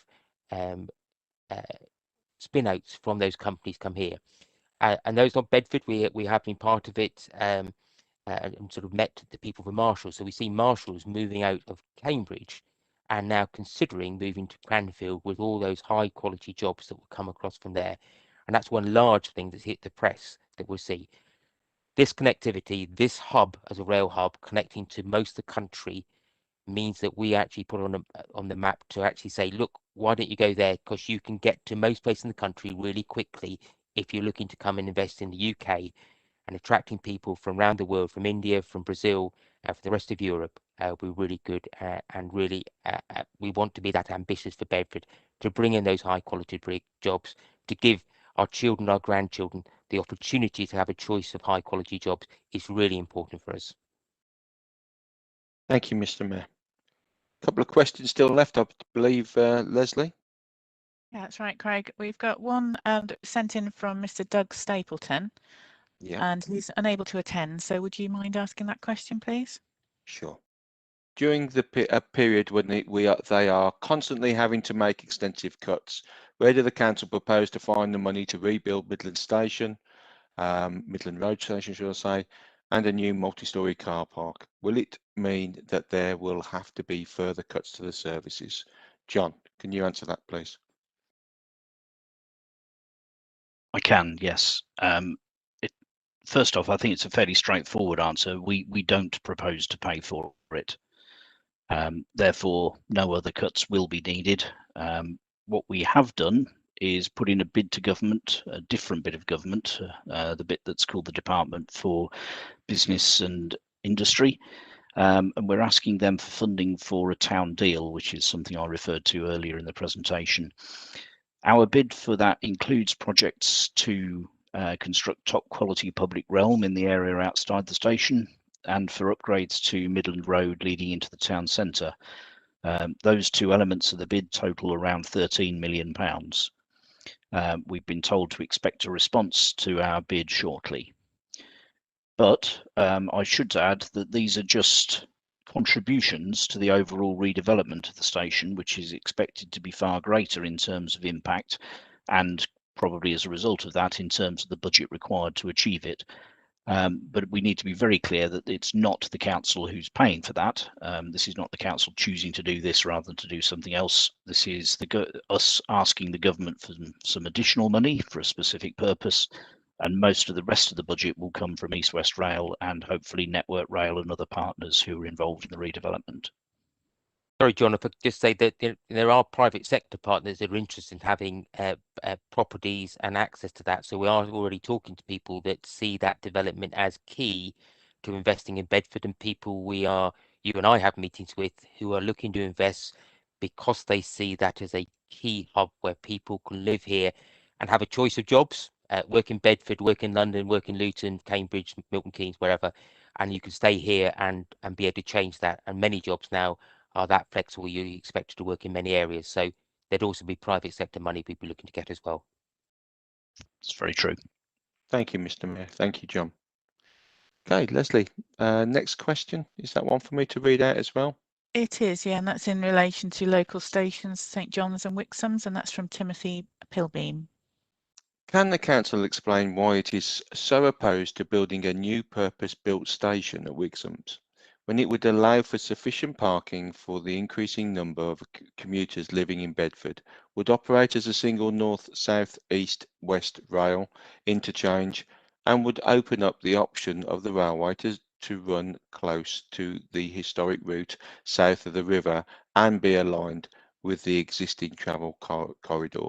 Connectivity with the centre of Bedford could be resolved with an automated rail shuttle to the existing station operating in a similar fashion to DLR. Councillor Headley. Thank you, and thank you for the question. Given the choice of a southern East West Rail station or a central Bedford station, we would support a central station as it benefits more people and gives a bigger boost to the economy, meaning more jobs. And you've heard us say that a number of times today. However, the exciting thing is that in this consultation, we've got the option of both. And this is something we have been supporting with East West Rail Company through this process. And as you've heard earlier, the opportunity is for an East West Rail station south of Bedford at Stewartby. And I would encourage everyone to support this option, as it would give the opportunity for people in Wootton, Stewartby, Wiksums and that wider area to access East West Rail services without having to come into Bedford. This really does give us the best of both worlds, with a central Bedford station and a station south of Bedford. We're also, and you mentioned Wiksums, we're also developing a Thameslink station at Wiksums. And this would, we need to be clear, this would not have been possible with a separate Southern Parkway station interchanging with the Thameslink services and East West Rail Thameslink interchange. They would not have built two new Thameslink stations that close together. So one sort of in the Elstow area, one in the Wiksums area. That just wouldn't have happened, and the Wiksums would have lost its station altogether. The other option would have been an interchange at Wiksums itself, but I think there's some important information here that people need to understand. Network Rail plans show that an interchange station at Wiksums and getting the line in and out would mean the demolition of at least 150 homes in Wiksums. 150 homes in Wiksums would need to be demolished from the route planning that Network Rail have done.